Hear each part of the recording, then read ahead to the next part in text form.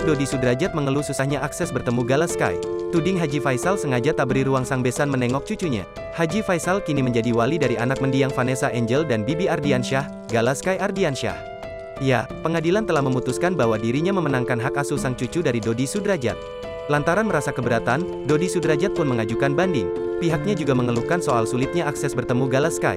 Hal itu disampaikan langsung oleh kuasa hukum ayah mendiang Vanessa Angel, Jamaluddin Kudubun. Kalau soal itu kita memang agak susah bertemu Gala Sky, katanya, dilansir Tribun Style dari YouTube Seleb Oncam News pada Minggu, tanggal 8 Mei tahun 2022. Jamaluddin mengaku bahwa dirinya sejak awal rutin berkomunikasi dengan pihak Haji Faisal. Dari awal itu saya paling rajin berkomunikasi dengan pihak Haji Faisal dan lawyernya, beber Jamaluddin.